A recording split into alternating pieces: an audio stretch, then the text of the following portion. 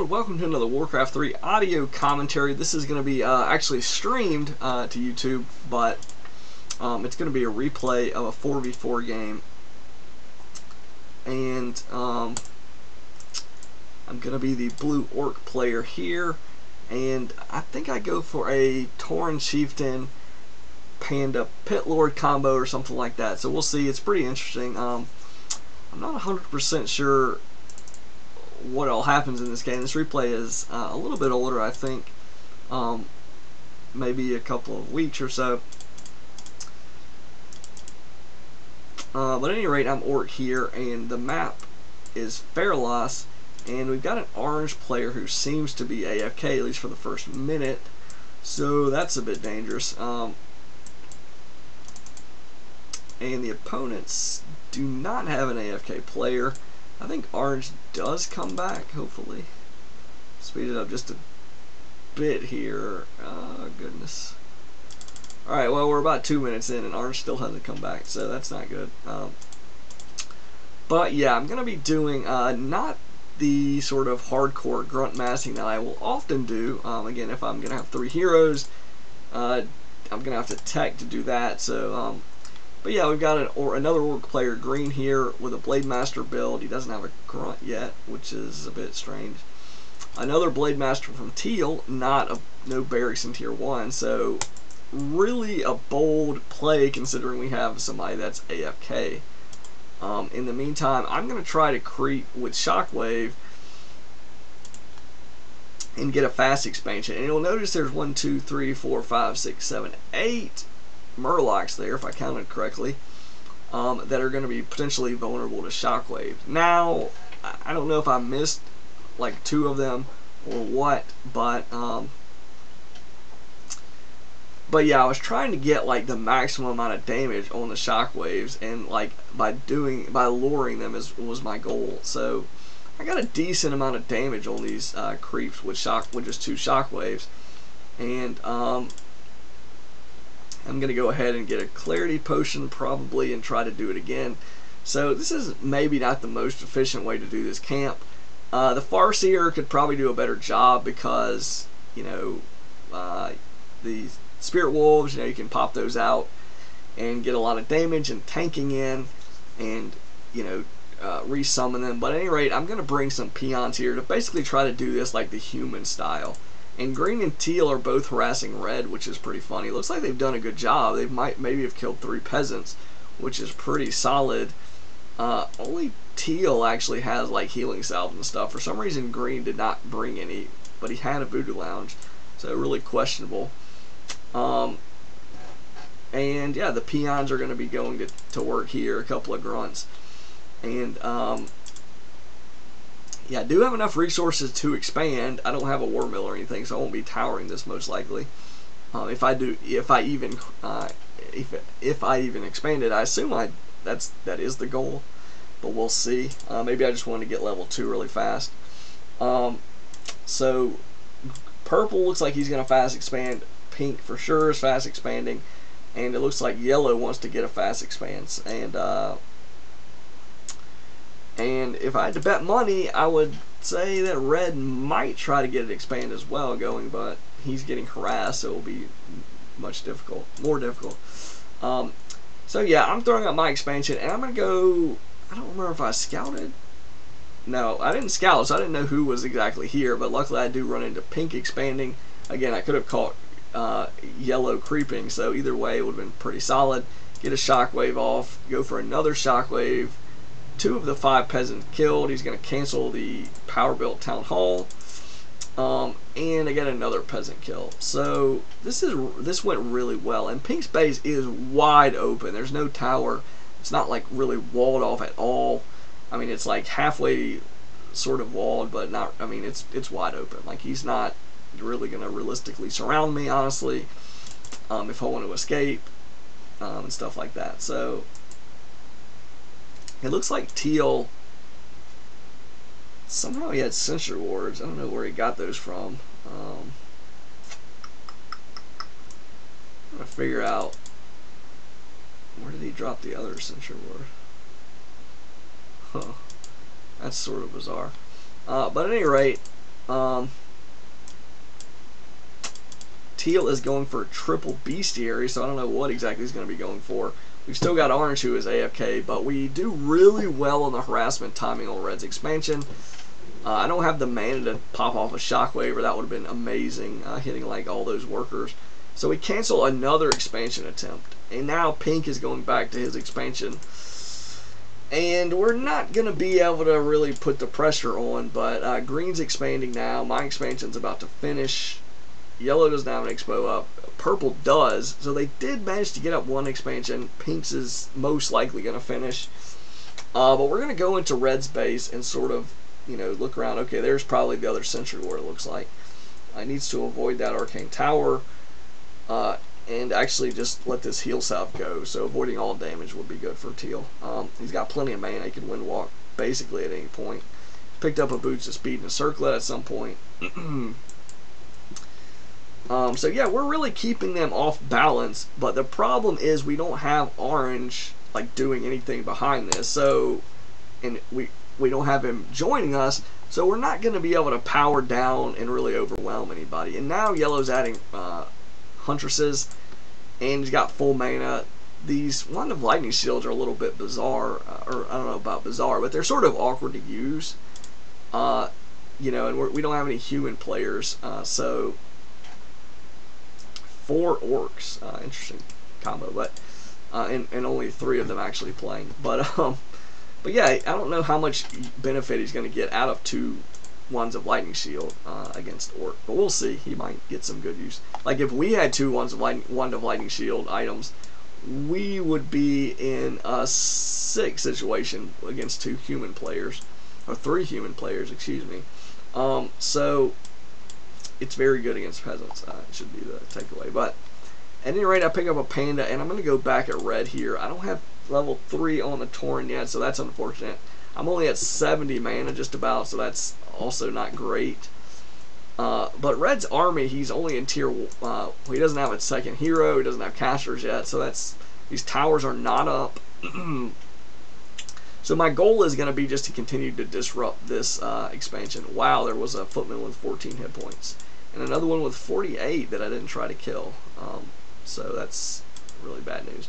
But I do kill some of these workers. I'm going to knock down some of these towers.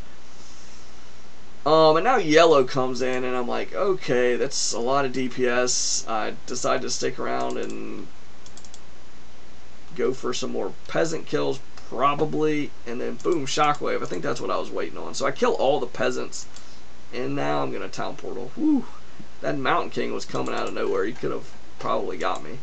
And then green, oh man, green has the town portal. That's brutal.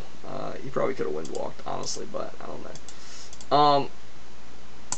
So yeah, but we've got me with an expansion towered, green with a towered expansion, just finishing. Red's unfinished expo, yellow's nearly finished expo, pink with an expansion somewhat towered, and purple with a wide open expansion. So purple will be vulnerable to harass. We've got a sentry ward here from somebody. Is that purple, or I have to assume that's purple's sentry ward, which is interesting, but anyways, economically we're not, at least expansion wise, we're not too far behind. But orange, again, orange has been AFK for like 10 minutes. So yeah, that's, you know, this is basically what's allowing them to sort of still have chances in this game. Is that purple's? I think that's purple sentry ward. So I don't actually pick up any mercenaries, which it probably would have been good to pick up. I don't know. The troll berserker must have been already bought, because it looks like purple already got it, because I think I would have bought that. And then I pull back and I'm like, well, I'm just gonna go try to snipe some of these creeps and hit his whole army with shockwave and breath of fire. I don't know if that was the right play. Purple didn't have like 5 peasants right there, so that, you know, was not as big of a vulnerability at that particular moment as I would have liked. So, and again, I didn't really lose anything doing, you know, killing those, you know, shockwaving and breath of firing his whole army there. Honestly, so that was, I think that was a good decision. Pink and yellow and purple are sort of running back and forth, not exactly doing anything right now. They really got caught out of position with all these wind riders. Wow, teal and green both massing Wind Riders. That is really bold. Human has some great counters to that. Yellow's massing Huns, so he's not in a good position to really punish them yet, if at all. Pink doesn't have a workshop. Purple's got 3 workshops, so he will be massing the counter here, at least a counter. I think tanks would be maybe a better one, but they're slower, so it's a little bit awkward trying to chase down the Wind Riders with it. In the meantime, I'm going to be harassing the left side of the map, and the flying machines are not really doing anything against my army. If he gets like the bomb upgrade or whatever, he can hit my ground units, but still, they're not really. Actually, it looks like he does. Yeah, he does have that upgrade, so he's going to be hitting my army with it, but again, it's not really that big of a threat to grunts. It's a bit of a threat to my casters, so that sucks, but yeah, I can take his small, his army, his ground army on very easily, and he needs to be sending that to defend from all these Wind Riders, but he's not. He's like waiting to build them up. And also, these are vulnerable to Breath of Fire, so he needs to get those flying machines away from my panda and away from his army, because it's like giving me, really perfect Breath of Fire targets and stuff. But he does sort of, survive a bit here. And boom, he's going to lose a bunch of his flying machines. And these Wind Riders, again, just going really bananas on red. Red was not in a good position to counter this. Now he's got 2 rifles, but this is so many Wind Riders. That's, we'll see, 1, 2, 3, 4, 5, 6, 7, 8. Looks like 8 Wind Riders. 4 food apiece. That's 32 food worth of air units now. Well, he loses 1, but still quite a lot compared to like 2 rifles. 6 food of anti-air. You might consider the Archmage some anti-air. The Mountain King maybe like half. He doesn't have like a regular anti-air attack, but he's got Stormbolt, so maybe a quarter, maybe not even a half, as far as like what he's offering there. But anyway, with my heroes, I'm going to be harassing this Expo. This is one reason why you getting like 1 or 2 towers at least would be, especially like an Arcane Tower, would be useful. Typically, obviously, Breath of Fire and Shockwave will put a bunch of pressure on towers, so small number of towers is not going to like totally secure your expansion, but it will be a little bit annoying to have to deal with those on some strength heroes in terms of keeping your mana. So he pushes me off the expansion now, and one of the big reasons for that is I've taken up to tier 3 and am going for Master. I think I'm going for Master Witch Doctors. Yeah, Master Witch Doctors and Master Spirit Walkers. I don't know if I plan to get Torrent or not. They do have a bunch of ground units, so the big threat as far as like heavy air is not really there. Nobody's getting Griffin Aviaries, it seems. Yellow is not getting Chimera Roost either, so yeah, we should be in. If I do go for Torrent, it won't be that bad of a decision, I think. But I think really what I'm mostly going to be focusing on is a support army. The heroes will be the AoE sort of damage, DPS output. And then these units, heal, ward with Spirit Link and Dispel and Disenchant should be reasonably effective. Plus, mass magic damage against flying machines should also be reasonably useful. Stasis Trap, again, against ground units that aren't magic immune. We should be in. Wow, this is really bad. Oh, this is the problem when you mass like Wind Riders and really any air unit or most air units with any air unit with light armor for sure. Flying machines can chase these down, and they have AoE attack. So efficiency wise, they're just gonna crush like in mass. Flying machines are gonna crush like Wind Riders and Gargs. Honestly, somewhat Gargs do like good anti-air attack, so it's a little bit. It's not quite as bad honestly against like Gargs, but they're still, and Gargs are unarmored instead of light armor, so their armor is a little bit better, and their air-to-air DPS is a little bit better. So yeah, those units are going to be in better shape. These tanks, again, only 2 tanks, not as big of a problem.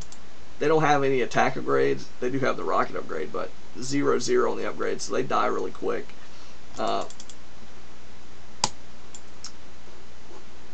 So yeah, without a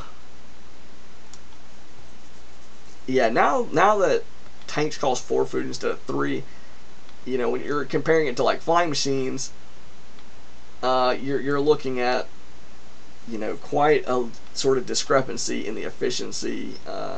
You know, you can get 4 flying machines for the same food cost as 1 tank. So if you don't have attack upgrades, it doesn't really make as much sense to make tanks unless they have like mass frostworms or something. And that's not what we don't have, like heavy.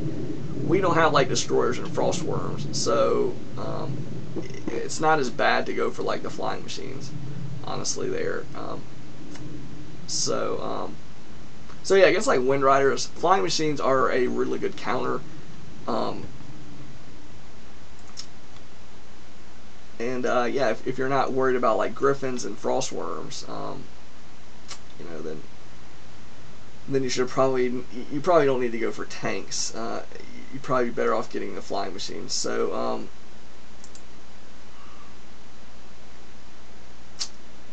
and yeah, this whole time, you know, we haven't had orange, but we've kept them off balance.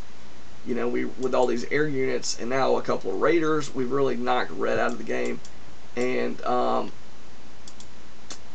yeah, they're sort of being forced to make these like awkward armies to counter. Like if pink wants to counter the air, not pink, sorry, if yellow wants to counter the air, one choice he can go for is Hippogriff Rider or Hippogriffs. But the problem is if he doesn't have 3 armor upgrades, he's going to get the second one here. But Bat Riders are going to be fairly effective against Hippogriff. So notice he is making archers as well, which is not a terrible decision. But archers are not going to be really good against Shockwave or Drunken Haze or Breath of Fire. Hippogriff arguably are going to be pretty vulnerable to that stuff as well. Howl of Terror.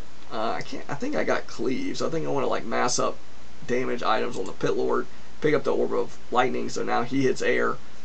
So yeah, Yellow's army is going to be really awkward for Yellow to try to counter both the air armies and my army. Not to mention the Blade Masters. And then in terms of countering the Raiders, what can they do against that? Again, Yellow's not in a great position. I guess Entangle is reasonably useful against Raiders, but Archers are not really so strong against Raiders. Hippogriff Riders, same deal. They're not really amazing against Raiders. They're a little better, but still not amazing. And yeah, we knock out purple. So, you know, this game we've just been putting pressure on them. Our heroes are getting really strong now, and pink is like massing tanks, and he's just sending a couple at a time. But he's, you know, these against towered expansions and stuff, you know, just 2 tanks with 0. Well, now he's 2-1 on upgrade, so that's a little bit better there. But yeah, it's not going to be enough to crack my expansion. You know, if it was like an untowered expo and I don't go defend it, yeah, you know, he's going to be in okay shape.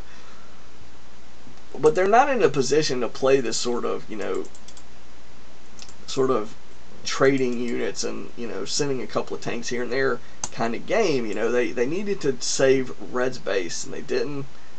So now, and they didn't save Purple's bases either. So now it's like they're on 2 bases, and it's like, okay, even if they didn't knock my expansion out, it's like you're still down a base. You're down a full base. Yellow's expansion's gone, so Green's got his expo up.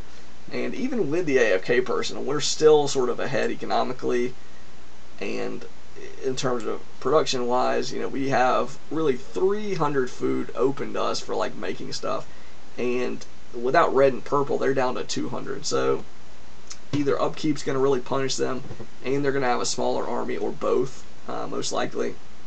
Hero levels, you know, and again, the other part of this is, if they like hard counter the air, most of their hard counters to the air don't do anything to my army. You know, notice these Hippogriffs. Their Hippogriff Riders are actually pretty solid against my army, so I take that back. But the Flying Machines are not really amazing against my army. Flying Machines and Hippogriff Riders are not amazing against my heroes. Green sort of gets smacked there, but yeah, controlling these heroes. Look at that level 7 Blade Master. it's like it's going to be very difficult for them to control, like, you know, greens. As I say it, they're like actually doing a decent job. Yeah, level 5 Mountain King, level 5 Keeper, and you know, it is actually pretty solid anti-hero stuff, but you know, when you're talking about like a single hero, but like me, I've got, you know, level 5 Tauren, level 5 Panda, level 4 Pit Lord. Like, there's no way they're going to be able to put out enough damage to really like keep my army under control in like the next battle coming up. They just don't have the army to do it.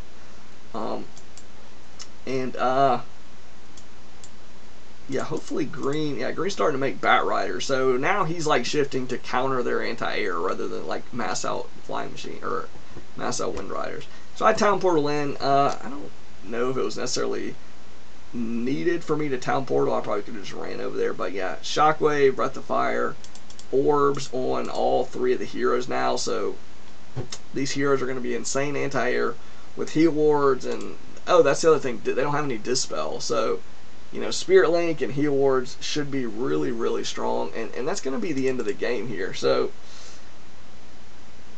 plus 23 damage on that Pit Lord. That's really solid. So yeah, we played that game down a player. Like, boom. Orange didn't contribute anything. He didn't make a single extra unit. So the 5 was like his workers that he starts with. So wow, he produced 1 building. Did he make? Oh no, that's a town hall that he started with. So so yeah, that's, you know, that game was pretty you know, pretty tough. You had to you know, we sort of had to keep pressure on them. You know, if we just let them expand at will and then maybe tower it and then get some kind of big army late game, most likely we're not going to be able to keep pace unless they just make really the wrong choices as far as units go, because they're working with 400 food total. Like, I mean, that's the potential. They can get 400 food of, you know, stuff. Now, a lot of that's going to be workers, so, you know, you might reasonably say maybe 80, 85 food worth of combat units, perhaps. But however you want to sort of estimate it, their potential is definitely larger. And also, since they have 4 gold mines that they're actually mining out of all the time, from the very beginning, and we only have 3, we're automatically, you know, the longer that happens, we're automatically behind in terms of gold income, and definitely in terms of potential gold income. If they just go kill Orange's town hall and his workers, well, that's it. That sort of, you know, not very difficult thing to achieve would just cut our potential in, you know, knock it down by 25%. You know, the army, the income, and, you know, a potential tech tree, you know, and also upkeep, you know, sort of managing upkeep between 4 armies. You're not, I mean, you're managing your upkeep individually, but like sort of, you know, like from the perspective of the whole team, if we as 3 players get up to our maximum 300 food, we're all in high upkeep. And they can get to 300 food. Let's see, if they're all at 50 food, that would be 200. So, you know, they all need another 25. So they can be all in low upkeep and be at 300 food. You know, so, you know, they would all be at about like 75 food to get there. So they would have a significant economic advantage being in low upkeep as opposed to high upkeep. And, you know, you can go down. We don't have to be at our max. We can be, you know, we can be at 200 food. Well, they can be at 200 food and no upkeep. If we're at 200 food, that requires, you know, us to be somewhere around like 60, what is it, 67 food each. So that would be 3 of us in low upkeep and 4 of them in potentially no upkeep. So, you know, just about any way you slice it, there's a really good chance that if it's 3 versus 4 like that, upkeep is going to penalize us more. And there's nothing, you know, if we try to dodge upkeep, we're just going to we're really just going to be too underpowered to do anything. You know, if we stay in no upkeep, yeah, if we're like vastly better than them, we can maybe pull that off, and that might be the only way to do it. And that's one of the reasons why I would say like one of the other reasons why I would say like rush in these scenarios, because even though we didn't, and I didn't actually say it there, I don't think, but if you rush, you know, maybe it's only going to be 5 to 10 minutes where they've been harvesting more faster than you have because of the AFK person. What's that extra person contributing? Maybe he's contributing, 15 food. Maybe he's contributing 20 food at that point. But it's smaller than potentially him contributing, a 50 food army, or, whatever. And, also like all the effort into scouting and, countering stuff and whatever that player can bring, if it's a really short time frame where they have that advantage, it's not as much to overcome. Maybe our sort of a more experience or better micro and stuff can overcome, a 10, 15, 20 food deficit, in over the course of, different battles and things like that. Maybe we can overcome that. It becomes much harder to overcome like a 50 food deficit. Like, extra heroes, they might have 2 heroes each. That put them at 8 heroes. And if we only have, 2 heroes each, we're at 6. So now they have like 2 extra heroes. And so it's like all this stuff, it sort of makes it much harder for us. Now this game lasted 21 minutes. We didn't exactly rush. It was more like a mid-game push. So they did have some time to sort of get, some advantage out of the other guy. But again, Red didn't really do an amazing job. I mean, they all did sort of a mediocre job as far as like, building armies and setting their base up and, fending off harassment. Again, 2 Blade Masters harassing a human with an Archmage and no tower. Yeah, that's, it's pretty frustrating to deal with. No doubt about it. But, I mean, that can happen sometimes. And the Orcs, if they're harassing, they're not doing other stuff. So, so it's not like you can't defend that and still win.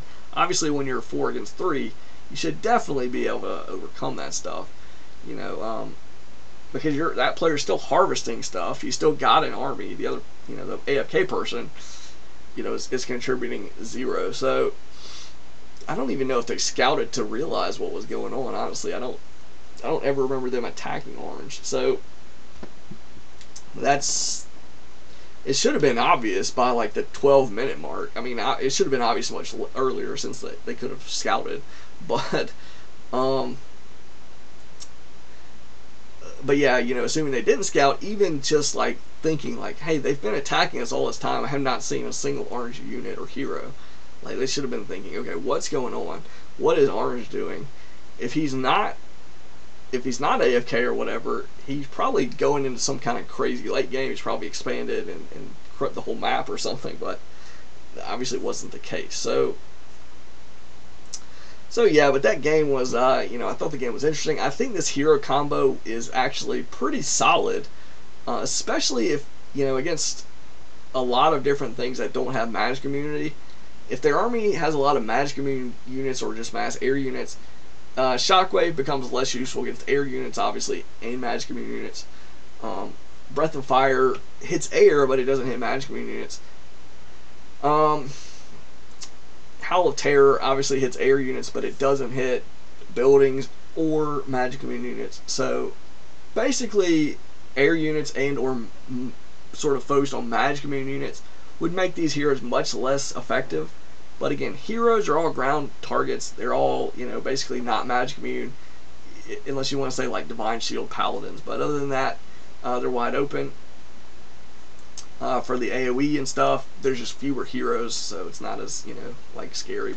And also, hero armor gets reduces spell damage by like 30%, so that's a little bit annoying. But you're never going to be completely useless.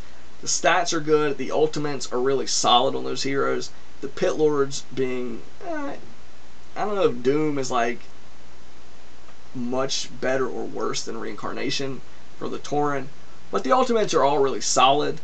When you get these heroes power leveled, they're a pretty big force. Lots of AoE damage. You can harass buildings. You can harass ground armies. Workers. Actual armies. It's not The only channeling spell between these heroes is Rain of Fire if you go for that. So, you know, but I think I'd tend towards Howl of Terror probably, but and Cleave.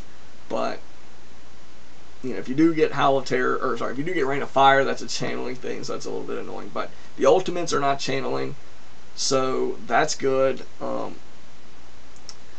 So yeah, hopefully you found this sort of audio sort of interesting. You know, you got to see like a 3 versus 4. You know, the sort of underdog team won. That's pretty fun. It's obviously very satisfying that we were able to overcome that disadvantage.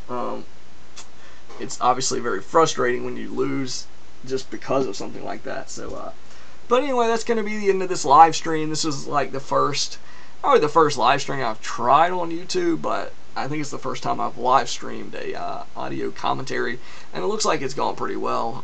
Not as far as viewers, it's just nobody's really viewing it at the moment. But I don't have a big following, but hopefully it'll be there to, like, you know, replay and watch and stuff in the future for people. So, but anyway, that's going to be the end of this one. Scry Mind signing out.